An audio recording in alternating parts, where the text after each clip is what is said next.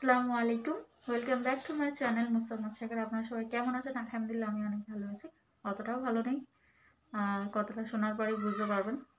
তো আমার শাশুড়ি আম্মুর দুদিন আগে পড়ে গিয়ে হাতে চোট পেয়েছে, বা হাতে এই কড়ি আঙুলের এইখান দিয়ে এই সাইডটা অনেক ফোলা আছে। আপনাদেরকে সেটা আমরা দেখাবো অবশ্যই। তো আমার আম্মাজিও বারাসাত হাসপাতালে গিয়েছে ওনার সাথে নিয়ে। তো ওনারা বেরিয়েছে 10টার দিকে, এখনো 3:30 ওভার হয়ে যাচ্ছে, 4টে বাজতে যায়, এখনো বাড়ি আসেননি ওনারা। তো ওনারা আসলে ওনাদের সাথে দেখা করাবো, কথা বলাবো, আর আমার শাশুড়ি আমার হাতে কতটা চোট পেয়েছে সেটাও আপনাদেরকে দেখাবো। আমার মাম্মাম কি বলছে শোনান একটু। আসসালামু আলাইকুম বন্ধু, রান্না ভালো আছেন? আজকে আমার নানিমা আসছে, তো চলেন নানিমার সঙ্গে কথা বলেছে দেখাচ্ছি। আম্মা চলে এসেছে, দেখো। তুমি কি খাচ্ছ? আমি বিরিয়ানি খাচ্ছি। কে এনেছে? আম্মা।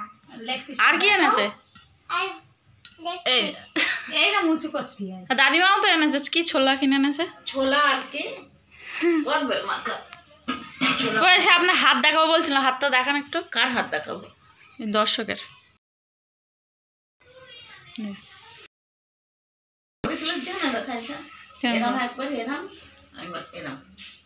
হ্যাঁ, ওরকম করে তো তুলে না তো হবে না।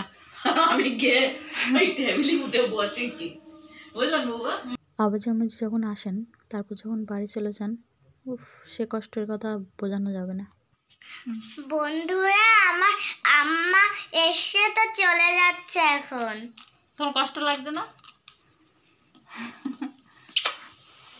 আমি তো চুমু দেয়।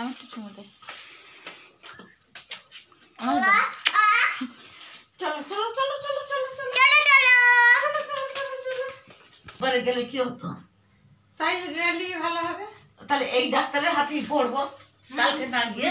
আপনার ভাই টাকা দিচ্ছে, দেয় এত কিছু এনেছে তাও দেয়। ওর বকশিস। আরে মাম্মাম বলো আবার আবার এখানে বলো, এখানে টাটা। টাটা।